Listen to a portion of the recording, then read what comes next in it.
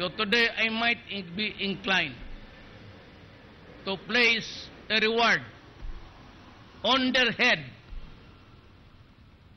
the members of the ninja or members of the police who are then protecting the drug syndicates in this country. I'm placing per head 2 million. Ipagbili mo na yung mga kaibigan ninyo.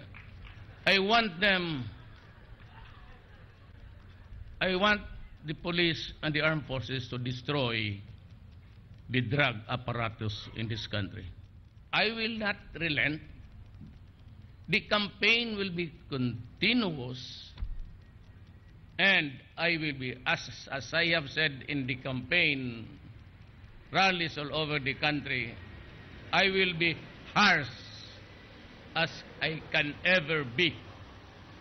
When you fight a war, do not give me. I will finish this problem of corruption, drugs, and crime. This message I have imparted to the military and the police very clearly. You will have my support.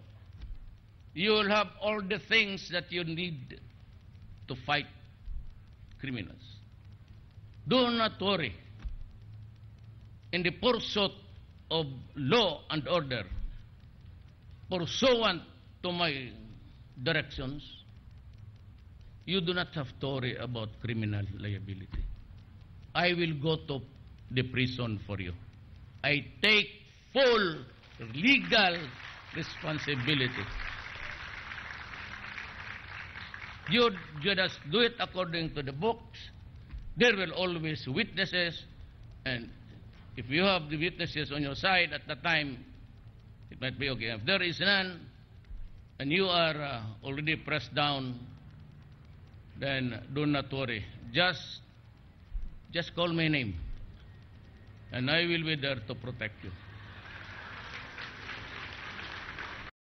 Nasa 30 kasabot daw ni Kerwin Espinosa sa illegal drug trade ang ibinunyag sa affidavit ng ama niyang si Albuera Leyte Mayor Rolando Espinosa Sr. Kasama umano rito mga pulis, congressman at senador. Tutukuyin na sana sila ni Mayor Espinosa sa isang pulong balitado press conference kanina, pero kumambyo siya dahil daw sa takot sa kanyang kaligtasan.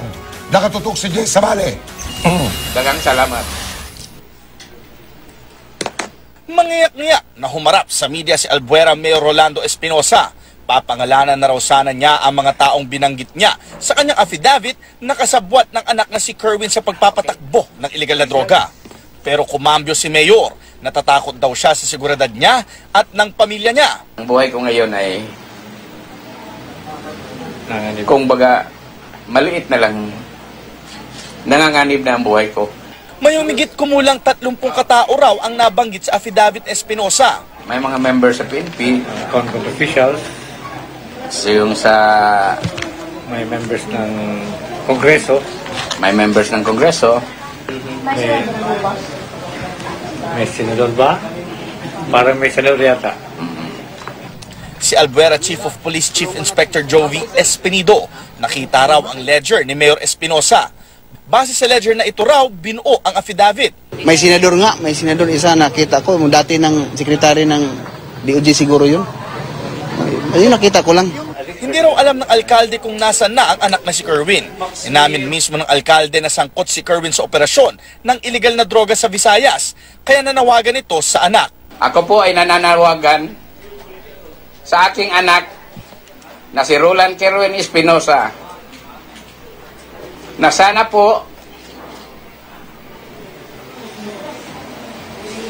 ay mag-surrender na siya dito. Maging ang 4 na kasamahan ng anak na di na rin makita sa ngayon, hinimok ni Espinosa na sumuko na. At ako din po ay nanawagan din sa mga kasama niya na si Max Mero, Galo Bubares, si Tony Pet Saldivar, at si Dinan Rondina na surrender mo dire sa Albuera. Nasa protective custody ngayon ng Albuera Police si Mayor Espinosa matapos niyang magsumite ng affidavit. Inaasahang maghahain na ng reklamo ang Albuera Police sa mga taong binanggit sa affidavit.